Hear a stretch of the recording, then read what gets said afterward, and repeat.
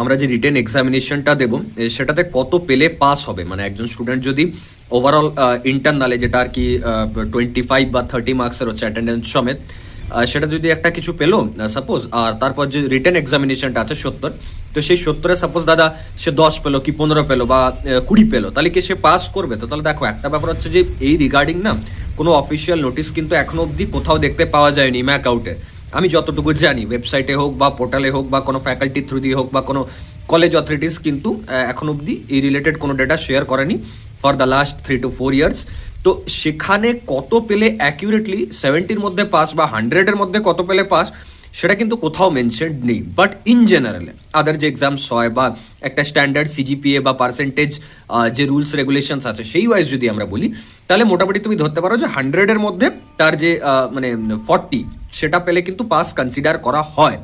এবার অনেক স্টুডেন্টস আছে যারা রিসেন্টলি আমি দেখছিলাম কমেন্টও করছিল যে দাদা আমরা রিটেন যে এক্সামটা মানে 70-এর যে পরীক্ষাটা হচ্ছে সেটা তো নাকি 21 পেতে হয়, মানে 30%, এরকম কি কোনো রুল আছে? তো দেখো ব্যাপার হচ্ছে যে পোর্টালটায় কপি চেকিং হয় না, সেই পোর্টালে যখন মানে ফাইনাল মার্কসটা বেরিয়ে আসে সেখানে কিন্তু কোথাও এরকম মেনশন থাকে না যে পাসিং মার্কস নাকি ফেলড, মানে এই পার্টিকুলার স্টুডেন্টের স্ট্যাটাস কি।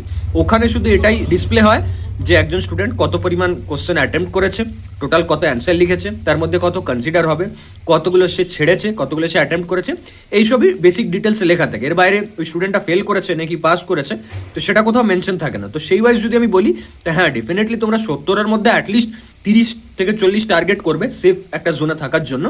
বাট অফিসিয়ালি কোনো মানে ডেটা নেই যে এত পেলেই পাস হবে, বা 100-এর মধ্যে যে 40 পাওয়ার যে ব্যাপারটা সেটা হ্যাঁ সেটা আছে বলেই তোমাদের রিটেনে 20 অ্যাবাভ বা 30 অ্যাবাভ পেতে হয়, এবং তারপর ইন্টারনালটা অ্যাড করার পর টোটাল তোমার 40 অ্যাবাভ যদি আসে তাহলে সেখানে কনসিডার করা হয় যে তুমি পাস করেছো এই পার্টিকুলার সাবজেক্টটা, নাহলে তোমার সাপ্লি আসে।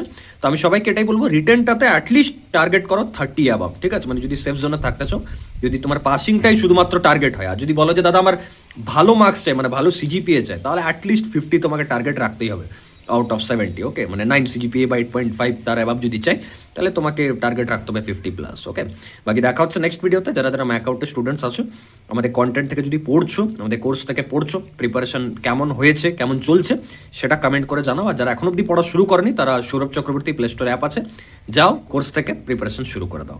Thank you.